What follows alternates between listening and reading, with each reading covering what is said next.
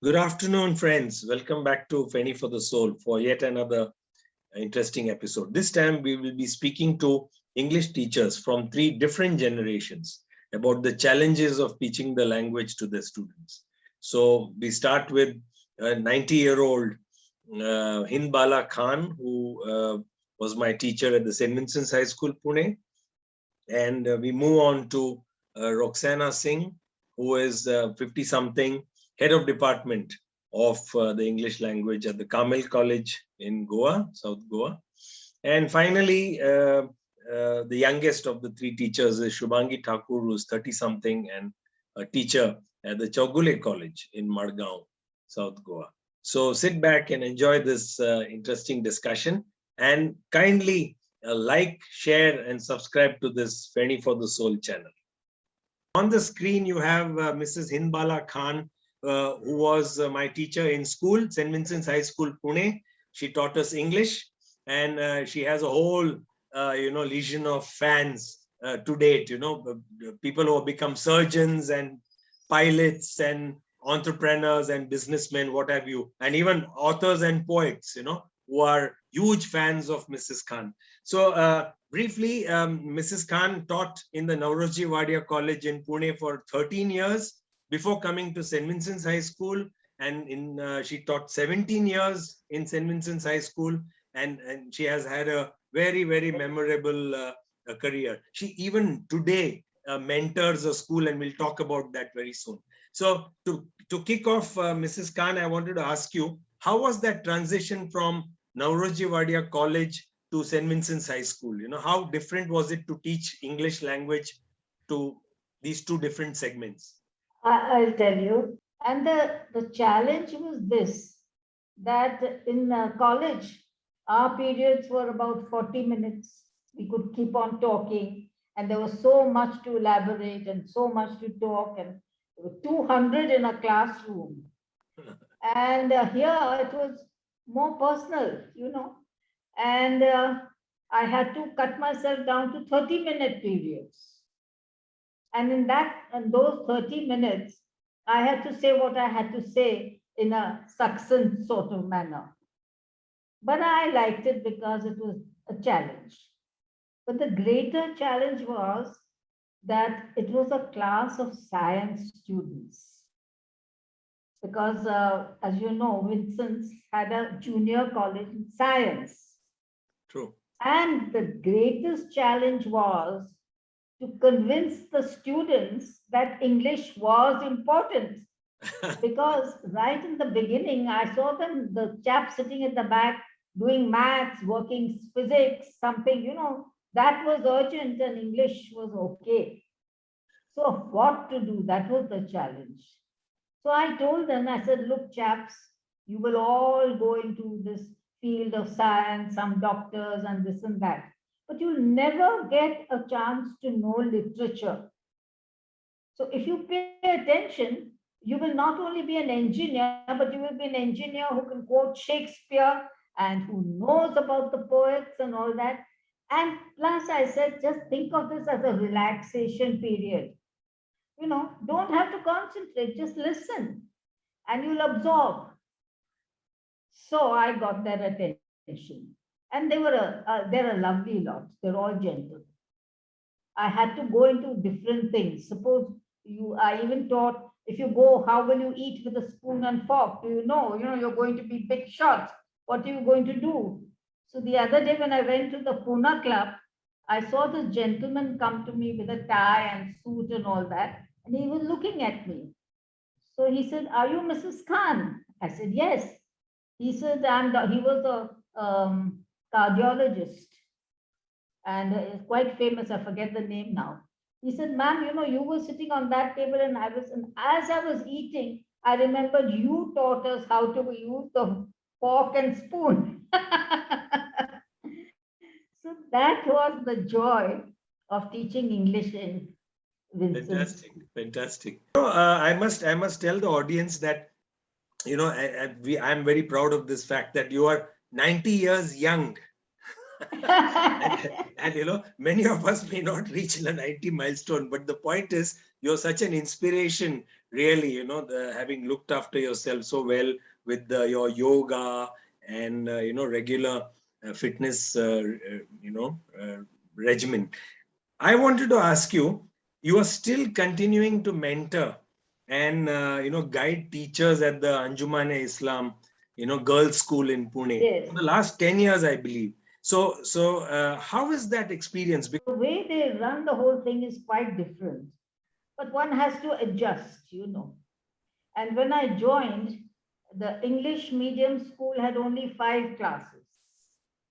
And today we have SSC plus junior college. Wow. So it's a challenge to a certain degree, sometimes frustrating, because most of them come from a Urdu speaking background. I know no Urdu, but they tend to break into Urdu when they teach or something like that. And slowly I had to draw them out of that. So what I started doing was I started taking classes myself to show them how an English class should be taken without using the vernacular, which is a very difficult thing, you see. It's a challenge. In my time, when we were taught direct English by English people, we taught in English and spoke English. Here they think in the vernacular, they translate it, and then they speak English. So even now, I do take classes to show them how a thing should be done, try to be encouraging, and I'm happy to say that at least the English medium, which I sort of helped with, the teachers have a lovely spirit because they realize what education is all about. Fantastic. Happy. Fantastic. So happy for you. So finally, Mrs. Khan, before we leave, I want you to recite a poem, your favorite poem, anyone. Actually, Rahul, more than my favorite, when I was a schoolgirl, I saw the picture on Madame Curie, how she discovered radium. And I was most impressed by that. And when she received the Nobel Prize, and she said a verse which stuck in my mind, and I looked for it and found it, and it's by a Russian poet. Oh, wow. And it goes like this: look for the clear light of truth. Look for unknown new roads. Even when man's sight is keener far than now, divine wonder will never fail him. You take the torch of knowledge, spread it among the slaves, and build the palace of the future. Wow. This has stuck in my mind, and I feel we can apply it to any field of our lives. True. Even you, Rahul. Thank you. Thank you. Take the torch. Thank you. Thank you so much. Our second guest on this video story is Mrs. Roxana Singh, who is actually Roxana Dalal. She studied at St. Xavier's, the famous St. Xavier's College in Mumbai, then Bombay. And but now she's head of department of the English language in the Carmel College, Nuvem, which is a very popular college in Goa, in South Goa. And she's been here for almost 3 decades teaching at Carmel College, which is, I was just telling her, it's quite an achievement. So let's get off with the questions, So thank you, Roxana, to come on our show. Thanks, Rahul. I'm here. So, I wanted to know now in this pandemic year, or rather the year 1 and a year 2, what kind of innovative methods have you all devised at Carmel College, to teach the language to your students? So more than the fact that it is not really innovation, the thing is, yes, you can record lectures and,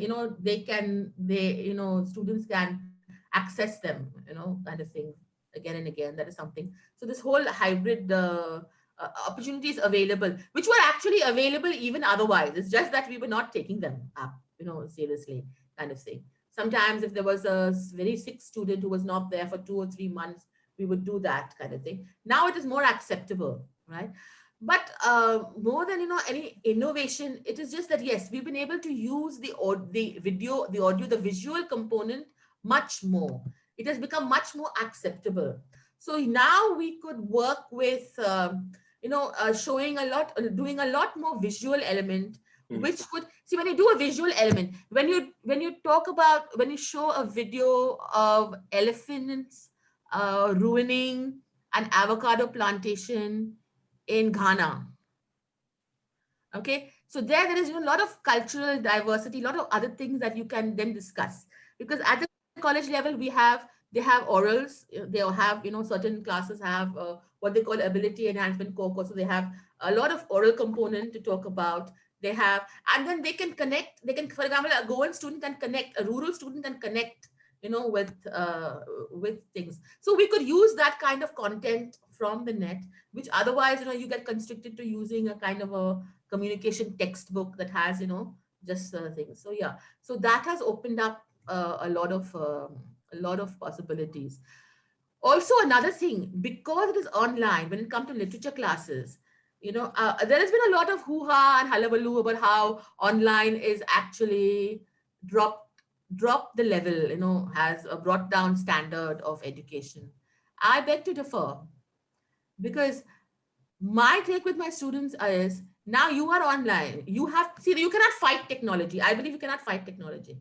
So my plea to even teaching community is, use the technology, don't fight it. So I told the senior students, you have grammar checks, you have spelling checks. I do not want lazy spellings, because they will still write the spellings long. If I ask a question, what did Kamala Das write, or they will still write just out of laziness.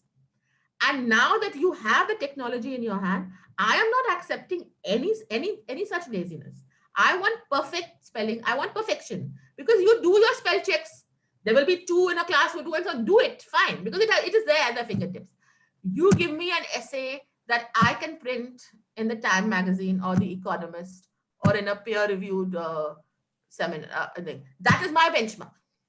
So I want the thoughts, I want the ideas, I want the opinions, because the language and that is all going to be taken care of by technology. So we have turned the tables on them in that sense. And I'm telling you, students are Responding. rising up to the standard. I am I'm moving on to something we discussed the other day, Roxana, and that was how about effective communication in English, and or rather the lack of it. And you cited a wonderful example from a hospital scenario where you said somebody in X hospital in Goa could not communicate correctly in the English language to Y hospital in Bombay, and there was a whole communication gap. So can you comment on this aspect, how language comes into our daily business life? Yes. See, the future of language, especially English and probably any language, what we are talking about today is integrated skills in English. The mantra of the future is what we call ISE in the world scenario. The other day I attended an international conference by TISOL and at Cambridge, whatever. So we're talking about integrated skills in English, what we're talking about kind of thing. And and communication is going to be everything. Now imagine in a hospital scenario, or something like in a cabin, in an aircraft cabin, if there is miscommunication or wrong communication, this can become very, very serious in many ways, right?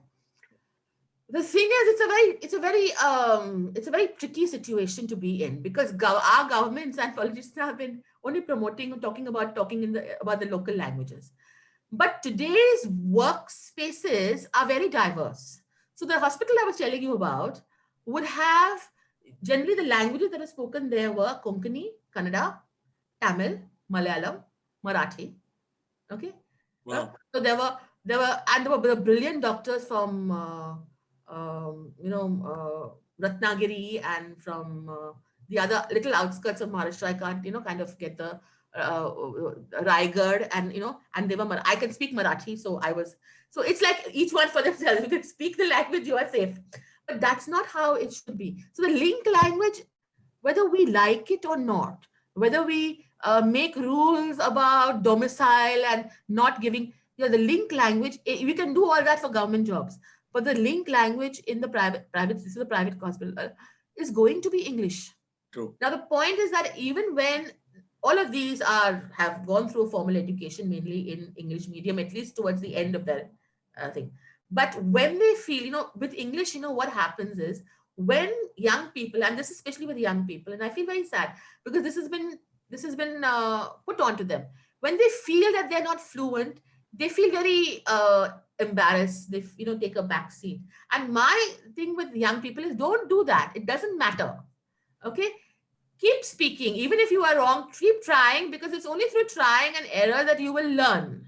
True. All right. Yeah. So that effective communication, I cannot stress how important it is for middle school, at the middle school level, at the high school level.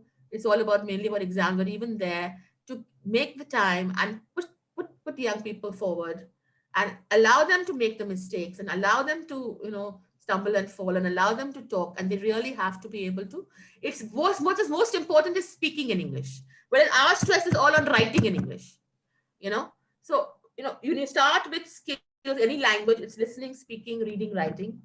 We miss out on the speaking and the reading, and really I think they should be pushed forward.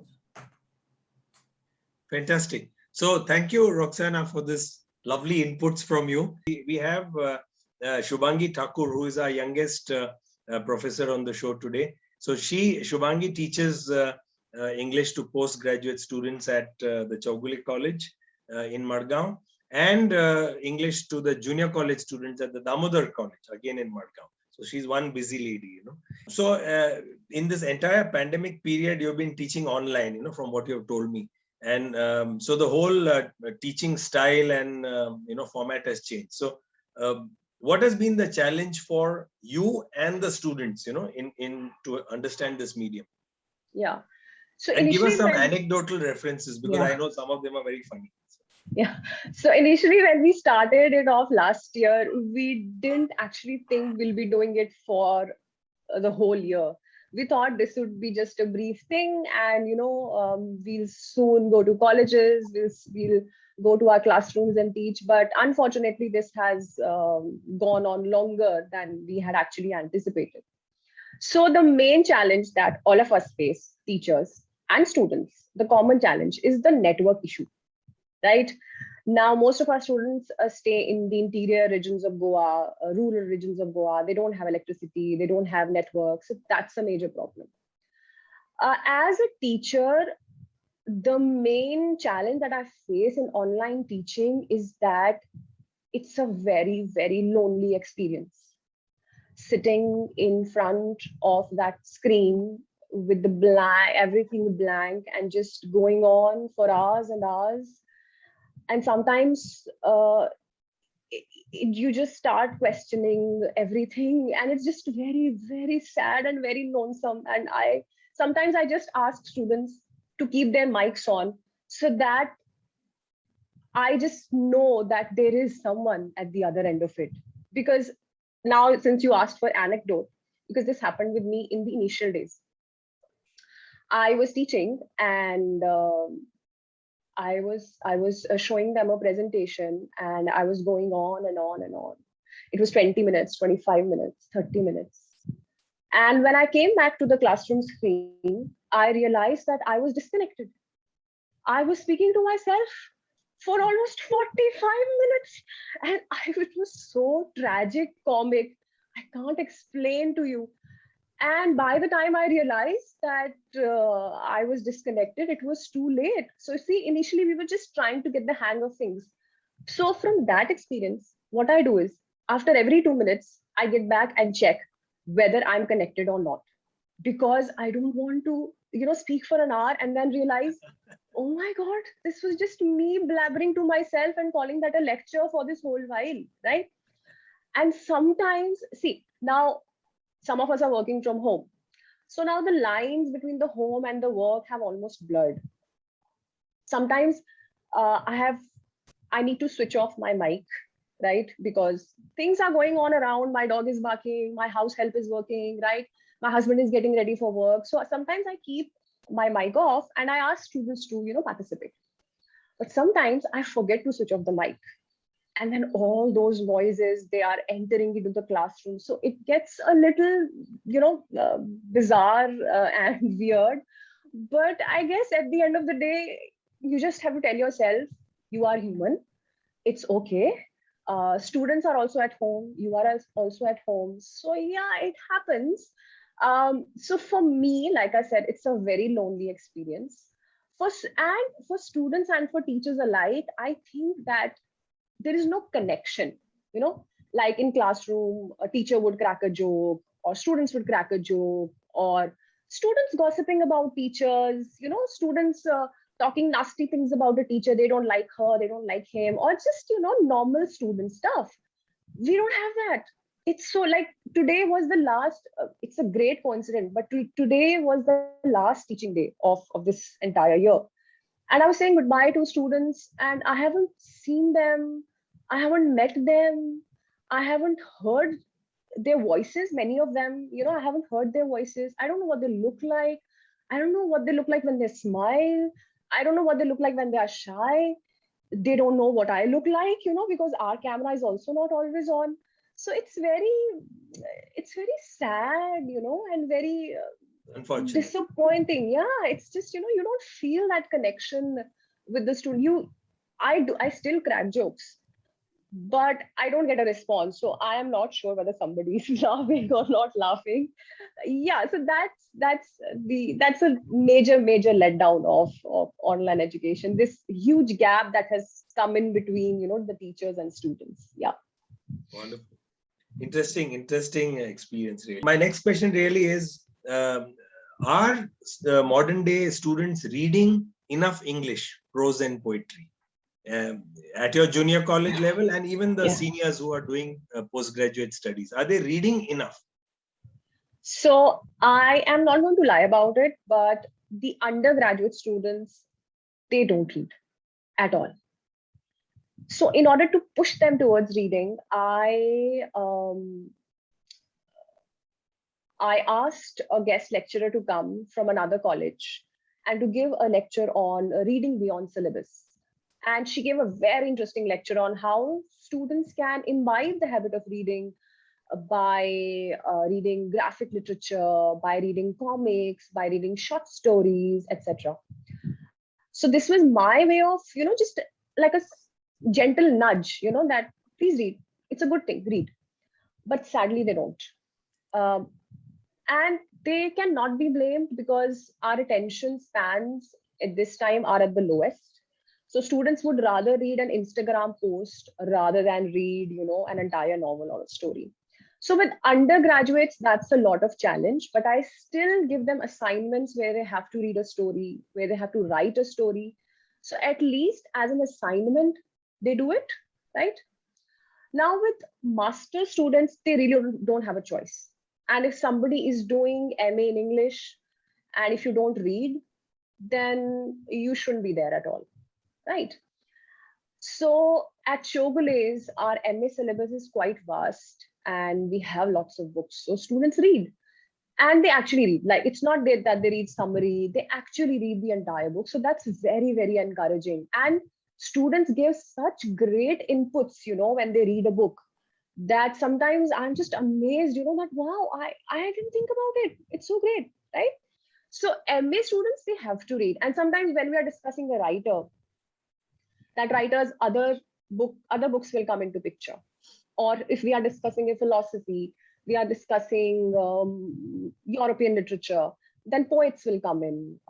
Other writers related to that philosophy will come in. So the chain keeps on building and students are introduced to more books, more literature, etc. So master students, fortunately, they read a lot, which is great. But we still have to do a lot of hard work when it comes to undergrads. Yeah. Wonderful. Thank you, Shubhaangi, for spending this time with us. So thank you. I'm sure our audience will love this program. So keep well, keep in touch. Thank you, Rahul. Bye-bye. Bye bye.